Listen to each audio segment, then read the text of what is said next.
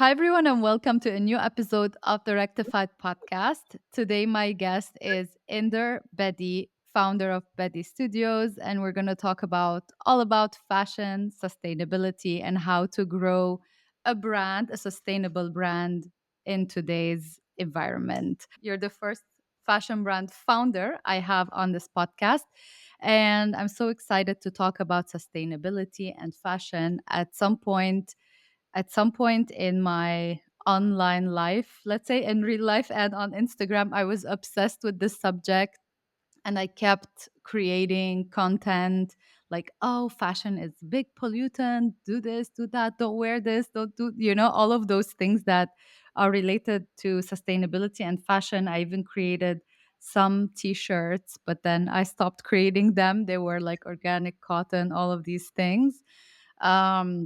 So this topic is very like dear to my heart and I'm highly interested in that. Nice. So having said that, let's talk about what made you go and take this route. Like, why did you go to the sustainable way of creating fashion? Sure. Well, I've been vegetarian since I was a teenager.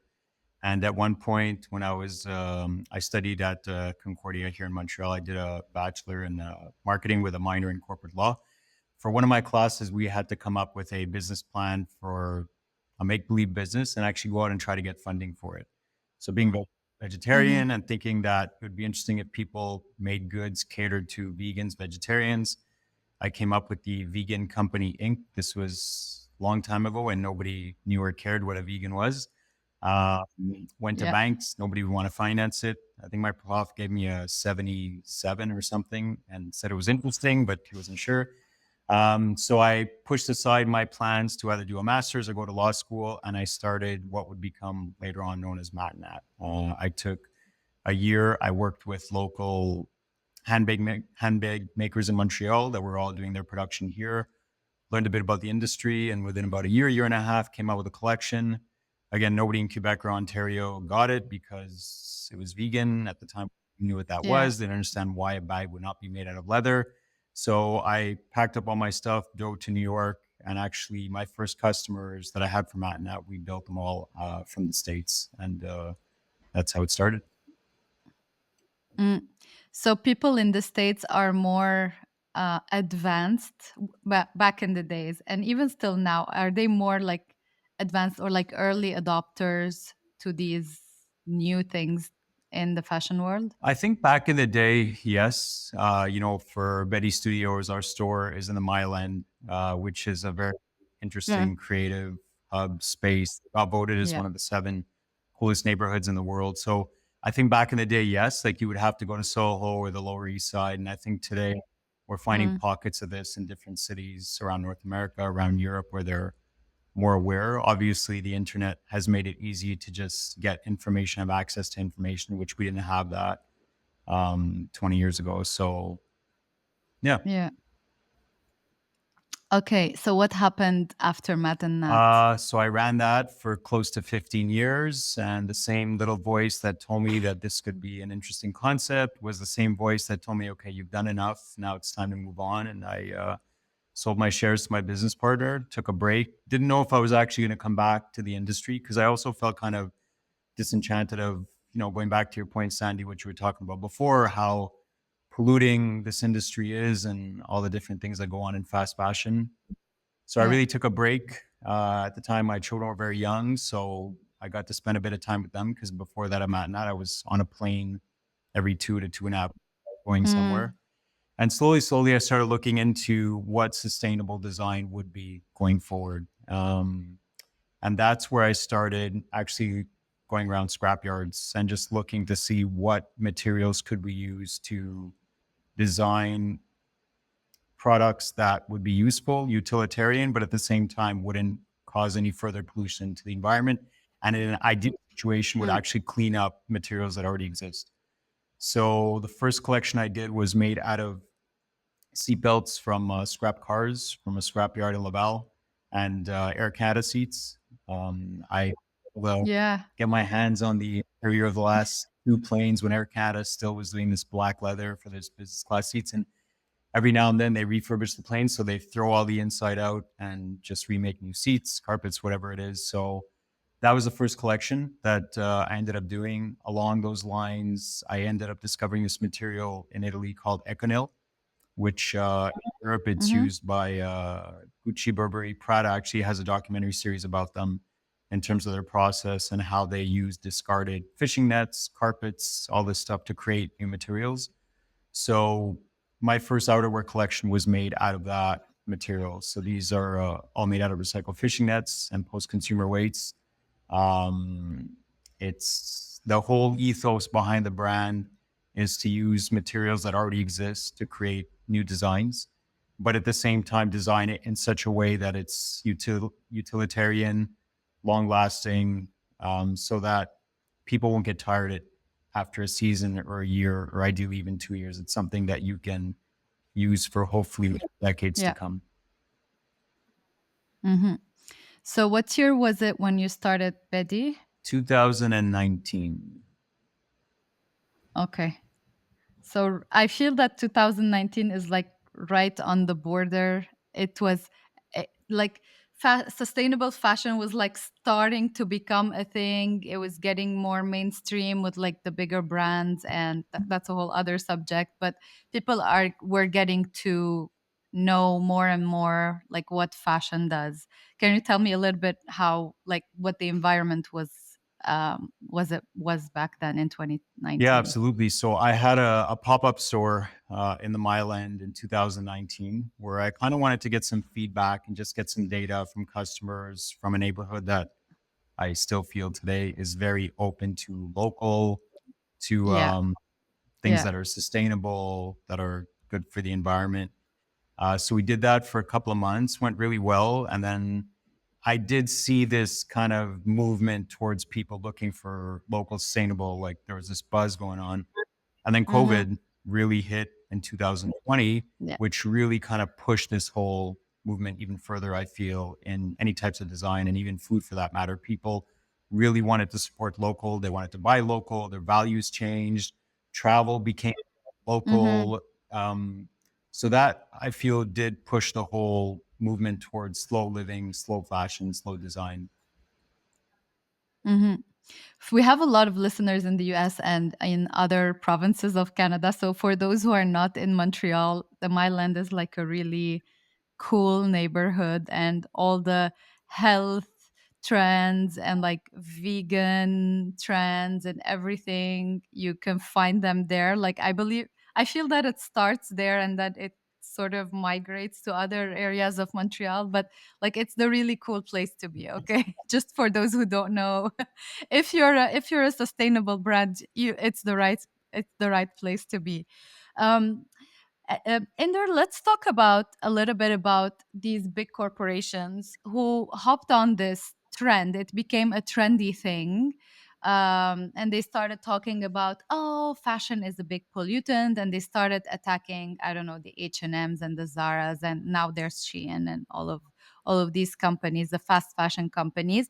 And they started coming up with sustainable lines and organic cotton, and a lot of greenwashing was happening and is still happening in these companies. So tell me a little bit more about, if today I am a small brand and I'm starting, what can I do to like face these big corporations? They're still selling t-shirts for $10 and they're calling them sustainable, which if I want to make it or you want to make it, there's no way for us to be able to sell it for $10.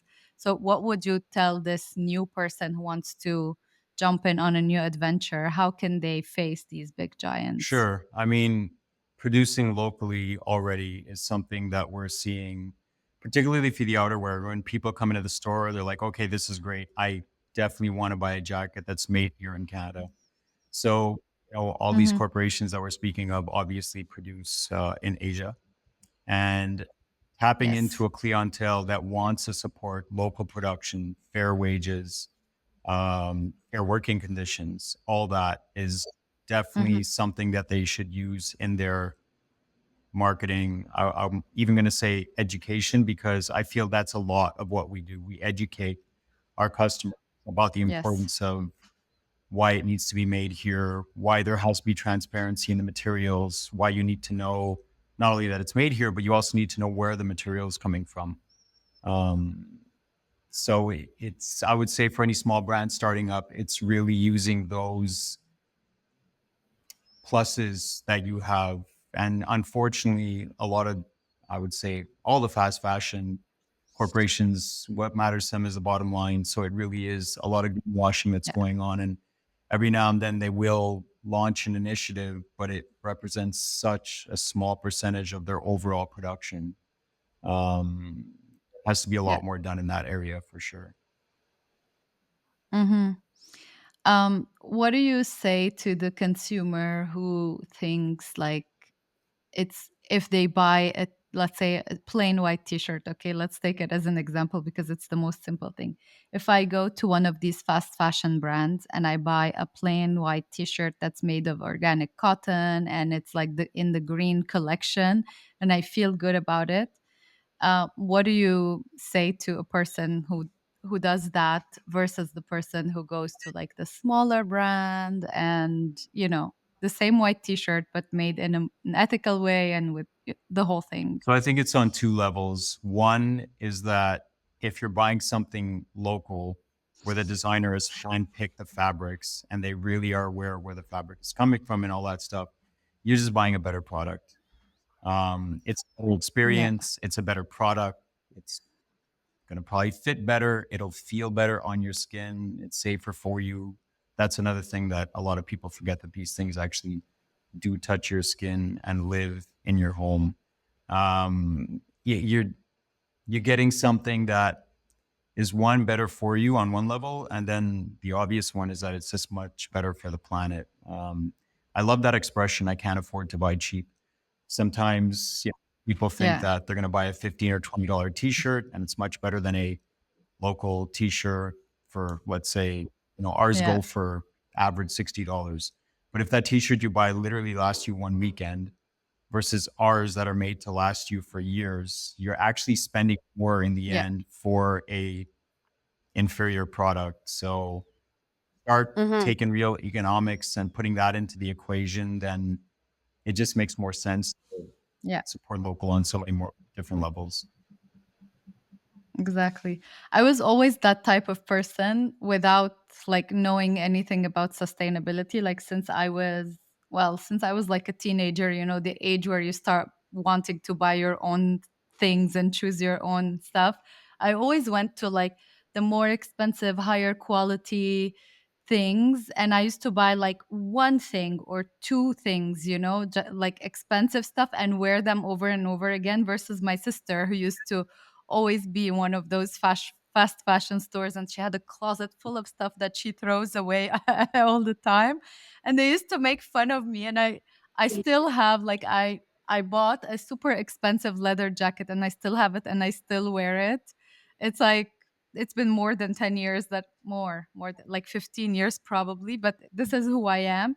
And when I read all of these things about fashion and how it's better to buy like quality and make it last, like everything you were just saying, I'm like, I kind of knew it sort of sort of when I was a teenager. But let's go like back to the essence of, not the essence but like the basics of um sustainable fashion and why is it important. Like, let's tell our audience, what does fashion do to the environment and how does it pollute, and what does, let's say, leather, I don't know, vegan leather versus real leather, and all of these things. Can we like just have a 2-minute education session for our Yeah, for audience? sure. I mean, for us, like I said, we're always looking for materials that already exist. So the main fabric we use, Econil, they actually send ghost divers in the ocean. They pick up fishing nets that have been discarded, break them down into pellets, and then reweave it into this yarn that we use. Um, the straps on all the bags that we use are actually recycled seat belts that, first of all, they're just occupying space sitting in a landfill. And secondly, they're pretty much indestructible. So again, we're using materials that are cleaning up the environment, but also have a very much a utilitarian purpose at the same time. We do also have both vegan leather. Um, yeah, the vegan leather we use is made from cactus leaves. It actually is a material we get from Mexico. They've been making a lot of headway. Deserto, they're doing collaborations with Givenchy, Adidas. They're starting to do interiors for cars, so it's very interesting. We'll do Mm-hmm. real leather. The real leather is discarded from either the aviation or the furniture industry. Now, being a vegetarian myself, it's something that I'm always torn between the two. We have Yeah. customers that come in and say, no, no, no, I don't want to touch leather. I need something that's vegan. But then when you explain to them, yeah, but if this is not used, it's just going to sit somewhere literally in the garbage. So they kind Mm-hmm. of open up. I think there are, and everybody's choice is respected. Obviously, there's vegans that will Yeah. feel comfortable with that. And then there's some that they say no, if you're really a vegan you can't touch any animal products whatsoever. So myself, I'm kind of in Yeah. between. I do know that the recycled leather stuff, it just lasts and lasts. When it starts to break down, you cut it up, you can make wallets out of it. You can just repurpose Yeah. it. The unfortunate thing about vegan leather is that a lot of it is still based um, on petroleum. Like it's, in terms of use, Mm. it's a lot of it is still plastic. And the ones that are not, that are being made from mushroom and fungus, are so expensive that it kind of prices it out of the market. Customers Mm. will spend more because something is made locally and it's transparent. And I offer a lifetime guarantee on everything that we make, but to an extent. Once you start Yeah. getting into the real designer price point, then obviously you're excluding a big part of the market. Mm. Speaking of the price point and buying more expensive and all of that, it's obvious. I mean, obviously, when I buy more expensive, I'm going to buy less of, whatever, less t shirts, less jackets, less bags, whatever, because I paid a lot of money. Um, as a business, what do you do to like scale, how to grow your sales, because these customers will not come every day and buy from you. They will come every once in a while and then purchase a relatively more expensive product. What do you do to scale your business and to bring more people, and to be able to grow your company and your sales? Yeah, so that's a great point, and very important thing for local designers to kind of look into when they're. It's interesting because you're telling your customer that we're making these great pieces that last you a lifetime, so you shouldn't buy anything Mm, else. yeah, From exactly. Exactly. entrepreneurial point of view, you're kind of shooting yourself in the foot. Um, so beyond our store in Montreal, we also sell online, obviously, like everybody else does, and I also artisanal Mhm, craft shows across North America, from Chicago to Seattle to New York, San Francisco, Toronto, Vancouver. So I feel like we're mhm. still at a growth stage where we are still gaining customers, still doing other categories. Our customers that wear our winter coats, we're saying, okay, we want to support your brand, but you don't have anything in the summer that we can wear. We're not going to wear Mm, our coat that keeps us warm till -30 in like July. So I did came out with a line of raincoats and vests. So and that's done very well for us. Our customers have been super supportive of that category. So I think it's constantly looking at new categories that are not fast fashion in the sense that they serve a purpose. Everything we do serves a purpose. And I would love to get into footwear eventually. That could be an interesting new category. But yeah, one day. yeah. So basically, two strategies: getting new clients from the online world or in different, not just your city but different areas Yeah. around you, and number two is to expand your product lines or the product categories, but in a way that serves a purpose, not just to expand for financial gain and just like going back to what the fast fashion companies are doing. So is that, Yeah, very do you interesting have? point. 'Cause Yeah. I was concerned about the same thing when I went in this direction, and then I heard about Canada Goose, how because I thought, okay, people, and we get a lot of people coming to us that have had Yeah, Canada Goose in the past, but they want something that's, anyways, for exactly. um, But I always thought, how did they build this billion-dollar company? Like once you buy a Canada Goose coat, you don't really need another jacket. But I think just expanding different markets, once they realized they were Yes. saturated in Canada, they started pushing more in the US. And then at one point, their fastest growing markets were South Korea and Japan. So, the world is Yeah, such a big place that there's, I think, always opportunities to keep through exactly. new markets or um, through new categories. Yeah. They're very big in Europe now. Like Canada, like in Canada, Canada Goose is not as popular Right. as it is in Europe, for example. Yeah. I do believe I do believe there is an opportunity. Speaking of winter coats, for those who live in cold areas, I do believe there's an opportunity for a sustainable brand. There are so many that I'm seeing, but I'm not sure like about the origin of the product and where it's made.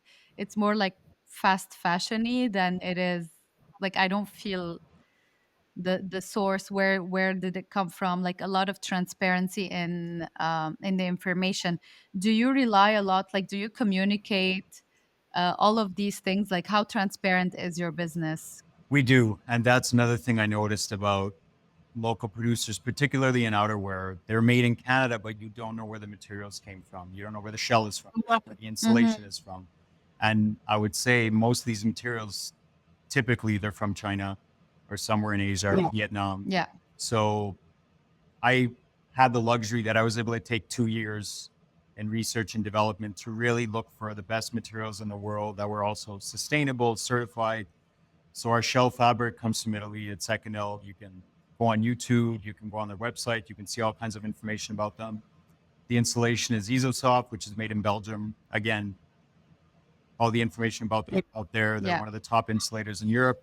The zippers are all YKK from Japan. So all the raw materials come from Japan, but all the assembly is actually done here in Montreal. They have a pretty big plant at Ville Saint Hmm. Laurent. And that's the idea is, like I was saying before, it's one thing to be transparent that it's made locally, but also quite important is the materials that are going into the production. Where do they come from? Yeah. Yeah, I think that's really important. So you use all of these, do you use all of these in your marketing? Like, is it part of your positioning, messaging, in everything that you post, you publish, whatever it is that you create as content? So, yeah, on our website, we definitely show the certifications for the different materials that we're working with. And we'll often Mm-hmm. talk about Econil, um, some of the other materials we use. But I would say, because we are a direct to consumer brand, obviously everything's there on the website, but what we really enjoy is Yeah. meeting consumers in person, whether it's at the store or at a show, and just Mm-hmm. explaining to them the importance of buying goods that last, supporting local, and everything else Yeah. that goes along with it. Mm-hmm. So let's zoom in a little bit on what you do for marketing. Is it because you're a direct to consumer brand, you have your own e-commerce website, and you have your brick and mortar location? Is it one location, I believe? One location. Um, what do you feel works best, like in terms of your marketing, and what activities do you do? It's so when you're like a startup brand, it's really, I don't want to say you throw everything at the wall and seeing what sticks, but to a degree, Yeah, you're throwing a lot of stuff at the wall. I mean, careful about what you exactly. throw at the wall in sense that because you're investing your time and your money, like you're putting resources into those things, but Hmm. it's a little bit of everything. So we do the craft shows, we sell online, we're at the store, we do a little bit of wholesale. So some of our women's coats are available at Whole Renfrew. Some of the bags are available at Whole. We Hmm. also do drop shipping through Simons. Um, but it's Okay. really pushing a bit of everything. And we're still in that growth phase where every season could like have a lot of growth from any one of those areas. We Yeah. started doing Chicago. I said, okay, I'll try doing a show there. That was 2 years ago. Now we're doing 4 shows there a year, so every 3 months. Um, And Mm-hmm. sometimes just trying a new market, seeing what type of reaction you get, and then just pushing direction. Yeah. When it comes to the fashion industry, do you think that in person, like trade shows and things like that, are more effective in terms of like the cost and the time and everything and the results you get from that versus if you spend the same amount of money on, let's say, Instagram or TikTok or Pinterest and all of these, or email marketing, even all of these online tactics that are available out And there? I have tried doing Facebook ads, Instagram ads, all that stuff. It's very costly. And I Mm-hmm. feel what I'm doing is really a long, slow game. Like I'm in a lucky position. I feel very blessed that I can take my time, build this Yeah. slowly and organically. So, one of the things at Matt Nat, because we built it off of wholesale and we had thousands of stores all around the world, we had a lot of eyeballs on the product. People could go to different stores around the world Mm. and you see the brand.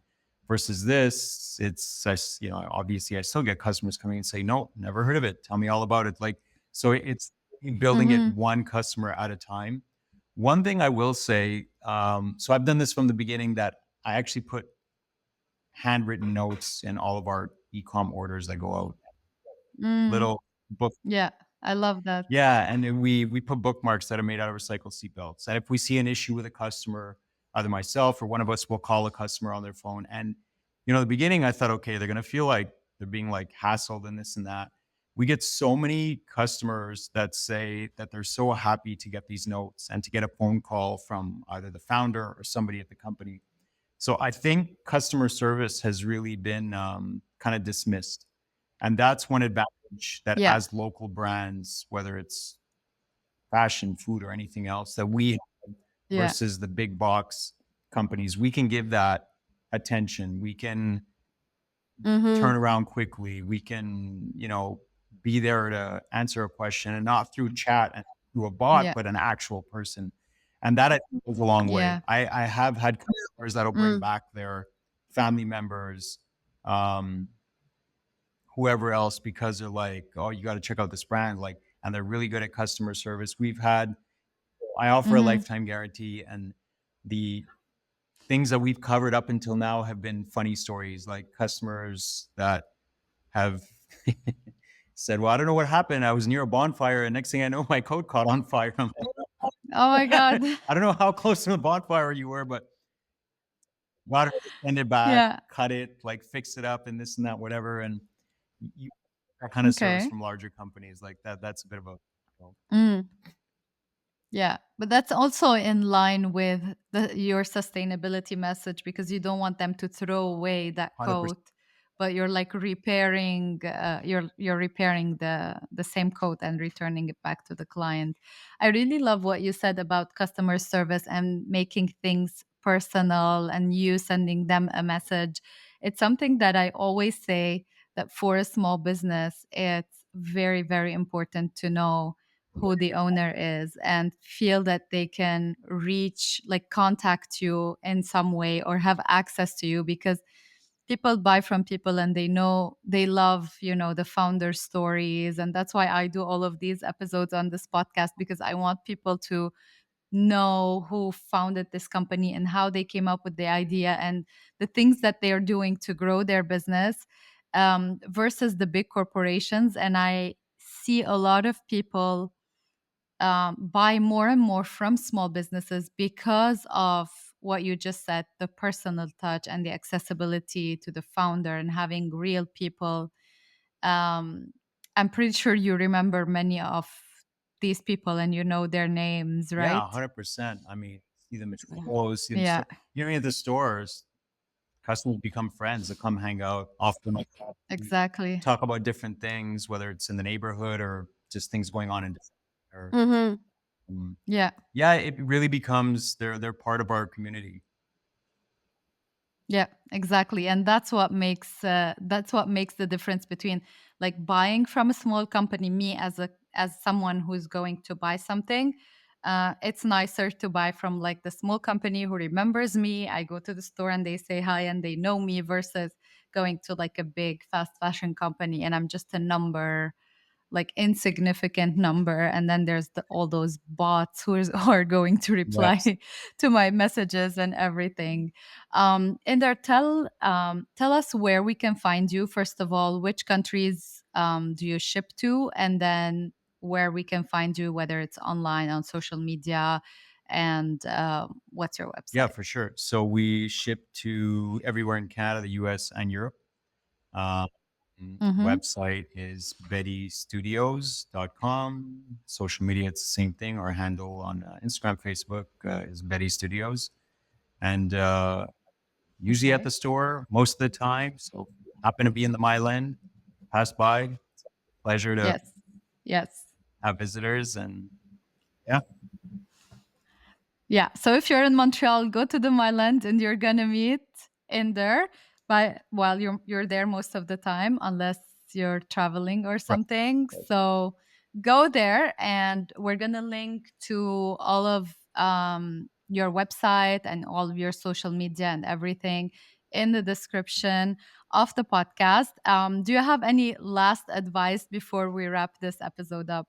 Um, I would say just to invest in worthwhile experiences. You know, it's funny, you were saying how even growing up, you always wanted that one piece that kind of spoke to you that you felt was Yeah. nicely made. And um, I totally relate to that. And during COVID, I read this article from a journalist. You know, everybody started staying home and working from home.